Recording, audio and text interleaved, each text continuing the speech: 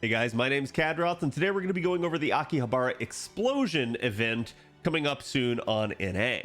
Now, briefly, I just want to talk about scheduling and where we're at in relation to where JP was at. You guys have heard me talk about this time and time again recently, but again, we definitely had some interesting stuff like Korea's schedule get revealed a little bit more, so we're definitely paying really close attention to this. You guys are currently in the midst of Caldea Boys, aka Slapstick Museum, and we did air this on March 3rd, so we are dead even with where JP was. We are now no longer 3 days behind, we're not ahead, we are dead even. So I think the big question everyone's going to be having is, as we go forward, are we going to be doing something like Korea, where we are on an accelerated schedule, or are we going to be doing something of our own beast, of our own nature, and just kind of sort of carving our own path? I do think, and I didn't really say this too much on the Korea video, but I do actually think that you guys are very likely to see us go our own way. I think that, yes, we will be accelerated a little, but not nearly to the extent that Korea is, and I'll kind of show you why in a little bit here. But again, Caldea Boys should be lasting for our standard sort of 2 weeks here, so you guys can expect this to basically go until the 15th, just like you see here on this, maybe the 16th, depending on the timing of when it dropped on JP versus NA. But again, you guys have the Caldea Boys collection, everything like that. The big issue is going to be the class-based summoning campaign next. Korea is actually getting this, and I was someone that said that, hey, I don't think you'll necessarily get this on NA because of the pity system. Korea has the pity system, and Korea is getting this. So this is going to be a really interesting banner to pay attention to and see on Korea as to how they get it. And similarly, the question is going to be, will NA get this? I can't guarantee you will, but I also now won't say that you won't, because Korea has actually confirmed that they're getting it. So I think the big question is going to be, will pity be on this banner? Because they do reserve the right. The devs did say this when they initially launched the pity system, that they reserve the right not to put pity on any banner they choose. So they haven't really done that to us yet, but again, that might be a case here. So we'll have to see, will this banner have pity? And if it does, how does that work? How does it change the structure? Because the class-based summoning campaigns are always like a one-size-fits-all. Hey, it's the Saber day. Hey, it's the Rider day, whatever. And like, you roll that day and all the things that can show up are just that class. So there's no real raid up. It's just restricted to a class. So I'll be very interested to see how they sort of rearrange this, or if they rearrange it at all for Korea. And similarly, will NA get it? But then you guys can see the Akihabara Explosion campaign is supposed to come on March 24th. However, I'm going to go ahead and cover it right now because I think, one, that we will sort of see a little bit of a speed up, and two, because there's no reason basically for them to occupy any amount of time right here with the class-based summoning campaign. This can go on during the middle of Akihabara Explosion. This can come on in the middle of the Caldea Boys collection. It's just whenever they want to give us this. So again, March 15th, March 16th, somewhere around here, probably where you're going to see the end of Slapstick. And that's where I'm going to say, hey, yes, you could immediately see a jump for Akihabara Explosion.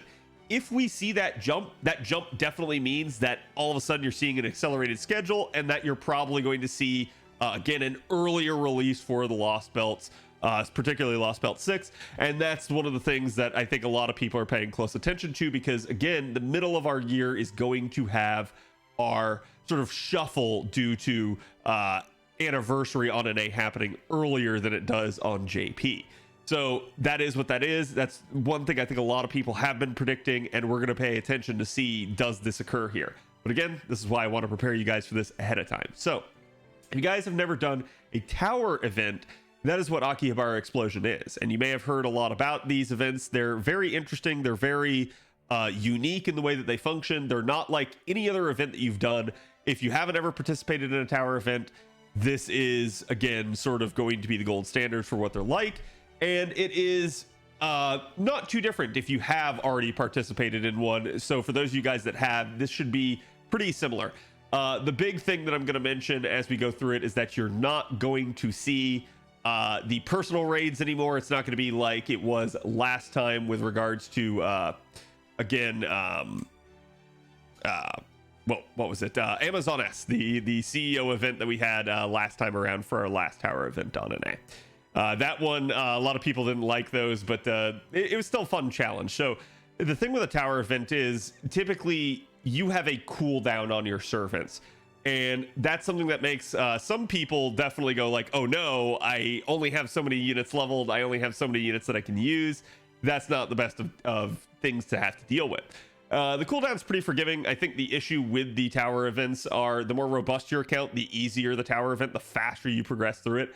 The less developed your account, the longer the tower event takes and the more likely you are to struggle with it. So it's definitely a good sort of event to try and be a like litmus test for how good your account is currently at the moment.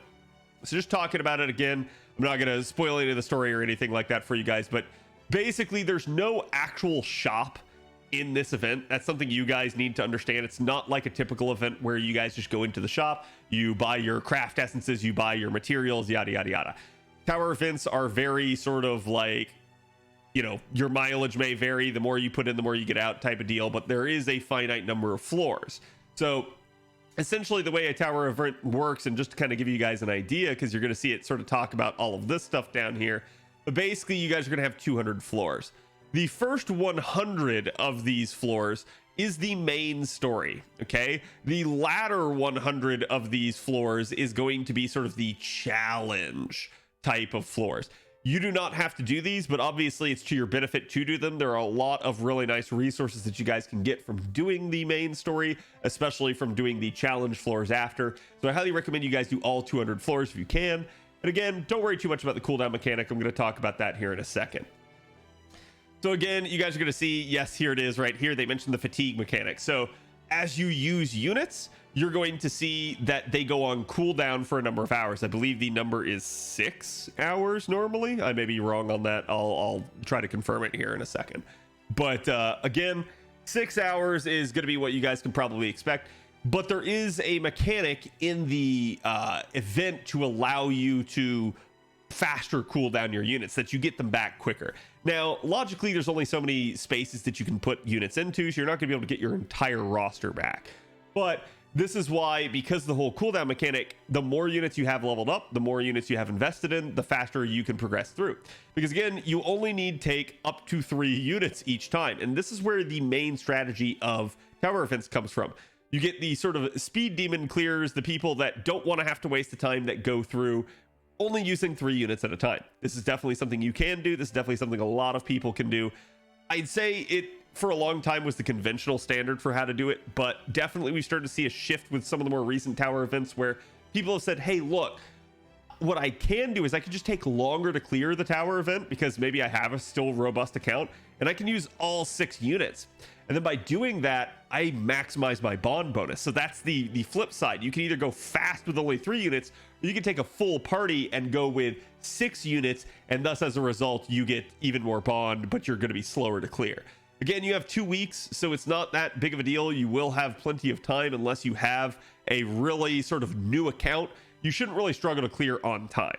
The only issue will be, again, you sort of balancing your cooldowns and making sure that you have people available.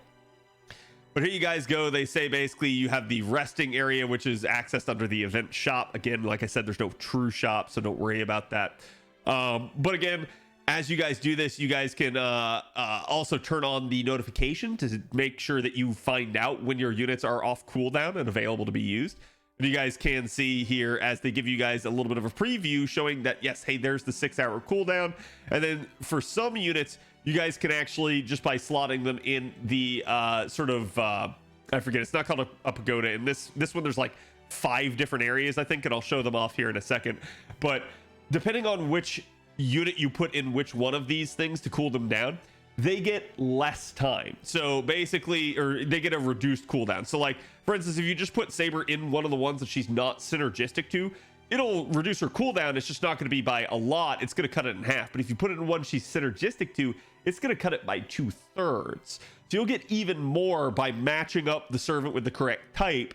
So just try to make sure you play around with that, and that way you actually get some kind of benefit out of using it and sort of maximize your bonuses. But when in doubt, just put a unit in. It's better to have a unit in there cooling down rather than not having it. Just be aware that if you take the unit out early, you will not get the benefit of having put them in there. So like if your unit only had like 1 second left and you pulled them out, you would then be at like, I don't know, in this scenario, you'd just be at like 3 hours still then after you pulled them out. So make sure you let them tick down the full duration, then pull them out before you do that. Otherwise, you're just wasting the amount of time that they were in there. Unless you have a unit that you're going to get back faster by virtue of them being synergistic versus the other unit not being. Again, that's up to you. But that's the sort of strategy. So basically matching them up correctly, you'll get a boost in the actual cooldown reduction. So really, really nice. Again, there is, like I said, the notification, and you can also use smart sorting, basically, is what they're telling you right here, so that you guys can actually see, hey, these are the units that are synergistic to that correct type of cooldown facility, and therefore you can get the right ones. They make it really nice. You don't have to like go look up traits or anything like that. So it's really, really good to see this. Again, you're not allowed to use support servants. This is one of the other caveats of a tower event. You're all on your own. So this, like I said, is again another litmus test for how good your account is. I highly recommend it, and I'm not going to talk about anything coming up on JP, but I'm just going to say there is a mechanic coming up that NA will eventually face, that this is going to be a good test to see if you're capable of handling something like that. So I think the devs have said this numerous times, that they want you guys to actually level up your units. They want you guys to actually invest in your account. It may not be your favorite unit. You may not like the unit too much, but you should always level them, at least get them up to max level, unlock their interludes, their strengthenings, yada, yada, yada. That way you guys can complete milestones for them. That way you guys can get the benefits of that. You guys can bond them and stuff. You guys can, again, get any sort of resources out of their strengthenings or interludes that they may drop. You name it, right? So it's always a good idea to still invest in the unit. Even if you have no plans to use them, it's still a good idea. And for situations and events like this, that's where it's really nice. The people with the more robust accounts that have been tending to their accounts over time are just going to fly right through this event. In fact, you can complete this event basically in the span of like 24 hours if you have all of the units of the game and just sit there and just maximize the cooldown reductions and just fly right through it. The issue instead becomes, hey, most people are not going to have that level of development on their account, but I think you will see some people definitely will.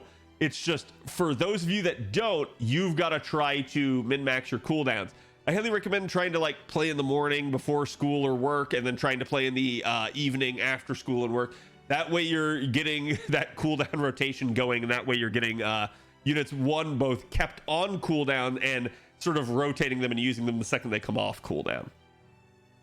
Again, and they do tell you right here, units with the same servant ID will share a cooldown timer, so you can't use any double servant shenanigans of like, hey, I have a second copy of Artoria or something like that. You will have a new servant here, Caldea. I will probably not talk about her in this video, since this one's going to be a little bit of a wordy one, trying to describe a new style of event that I haven't described to you guys before. But again, Caldea is going to have 100% attack and 50% bond point gain, also plus 200% recovery speed, so you'll be able to use her more often than any other unit, and that is going to be definitely really nice in that regard, so that, again, if you're someone that does roll a Caldea, you can get through the event even faster if you've actually managed to just level her up. They do warn you here too that you are going to have final singularity sort of style of units. They're talking about Solomon, not like, oh my god, like way deep into LB6 or anything, or LB5 or anything like that for NA. So again, don't worry about that, but it is something to consider if you're a newer player. I'm trying to remember what the requirements of the event are, and I don't believe they actually are. Oh yeah, it's just clear Fuyuki. There you go. So the challenge quest probably has its own higher rating. In fact, let's take a quick glance here. Yes. You got to clear all the main quest and Solomon, so in order to be able to do the challenge quest, you are going to have that requirement. But again, just looking through the event and CE rewards, this is another weird one because there is a gacha for this one, but you guys can see here your event craft essences are going to be basically attack and HP here, so split stats, buster and crit damage, but you do get crit star bomb at the beginning, and it's 100% bond up on equipped servants in the event quests. If equipped on MASH, 20% bond up to the entire party in event quest, no effect on support servants. So again, if you have this, yes, you can maximize bond. And like I said, you are going to definitely see some people that will go after that because they know they're going to complete the event otherwise, and they're just going to take their sweet time. Keep in mind, the nodes are 1 AP in these, so you're not going to spend your AP down very fast. In fact, in past tower events, I've spent my full 4-hour stream basically playing a tower event and not run out of AP. It's entirely possible, so it's just going to take you a long time to actually spend that down. So I highly recommend, before doing your tower event for the night or something like that, maybe do a couple nodes, like do maybe a 40 AP node or two, or maybe do a couple of 20 AP nodes before you actually start on this. This is a great time to actually work on other stuff for, again, getting some of your ascension locks and getting some of your sort of material bottlenecks done and handled ahead of, one, LB6 and stuff like that are coming, and the new units that you might want to roll there, but two, also for the actual tower event right here. So you have pretty much all of your AP to be able to use sort of naturally on any sort of farming node that you want, because this event is so AP cheap and AP efficient. And in that regard, I don't recommend skipping the tower event because, as you guys can see, you get a lot of really nice rewards, including the craft essence from the tower rewards. You guys are going to get milestones every couple floors that are going to give you this as a reward. And there will be other nodes. I think it's every odd number of floors, so like every starting on the 5th, every 10 floors after that. So 15, 25, 30, you'll have some, and I'll talk about that here in a second as well. But again, you're gonna get some really, really nice rewards, and you guys gotta think that like each one of these is basically costs 1 AP per floor. So again, how many of you guys would like to spend 115 AP to get a rare prism? There you go. That's the way to think about it, because that's all it's going to cost you to get to that point. Yeah, it might cost you a little bit more if you're doing some of those 5 AP nodes. It might cost you a little bit more if you have to retry a node. Don't worry about it. It's still really cheap, and you can get some resources this way that you couldn't get any other way. So I highly recommend doing this. You guys can see there's a lot of rare prisms in here, potentially even some lures. And look at that, a bond grail on the 190th floor. So remember when I said the first 100 floors are the main story, and that's all you technically have to do? You're still gonna want to get all the way to this point just for the rewards. So highly, highly, highly recommend getting in there. Do a single doors training grounds gathering before going into the tower. Right, exactly. Yeah, you don't want your AP rotting, and it will cap out on you.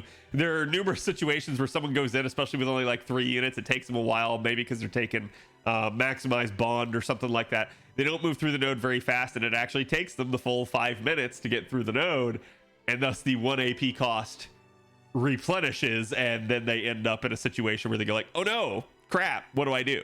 So that's why I'm going to tell you guys again, try to spend your AP down ahead. You don't have to spend it all the way down, but I'd spend it part of the way down at least.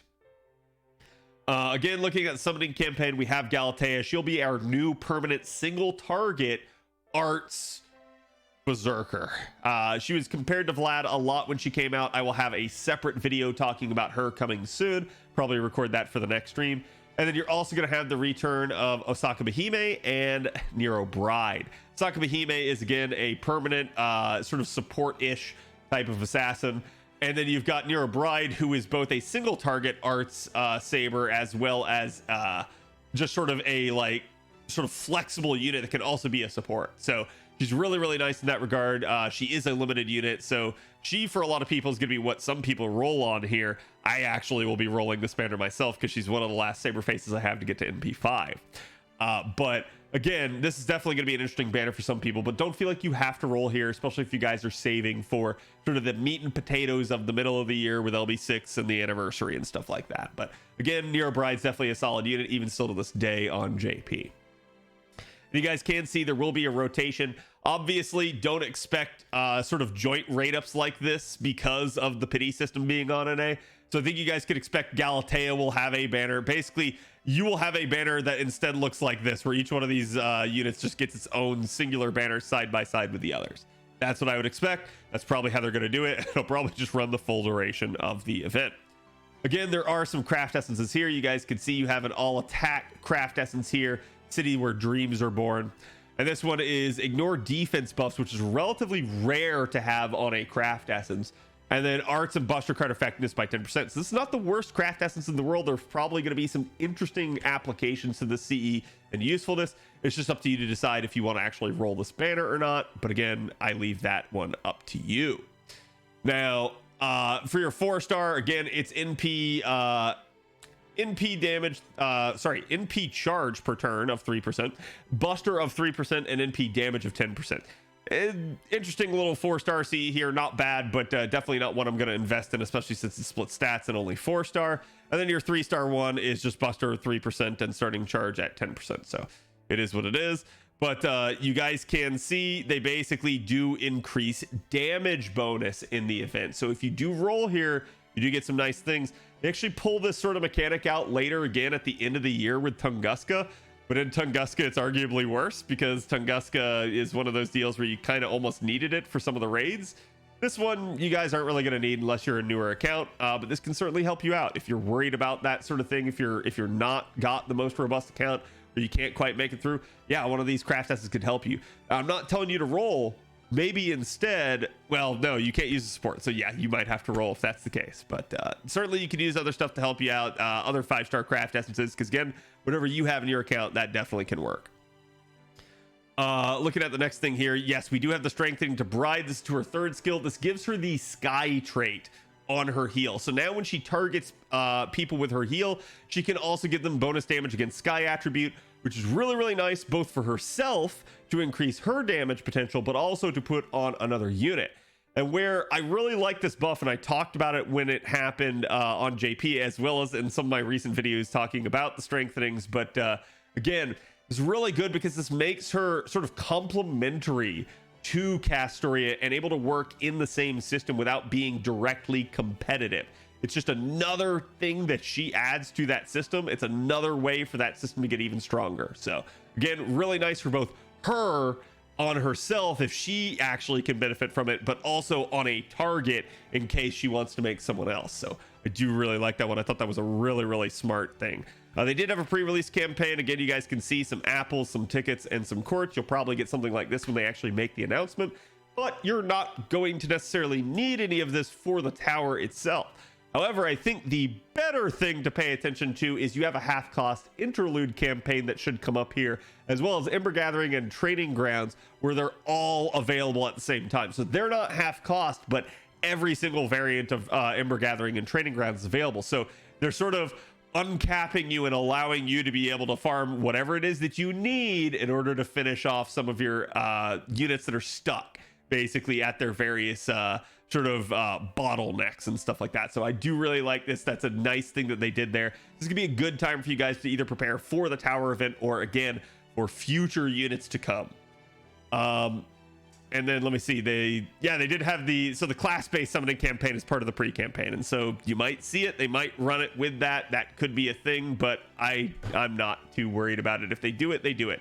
But again, this does last into Akihabara Explosion, so you might just see them kind of pull this out on us early, and that's kind of why I wanted to get this video out in particular.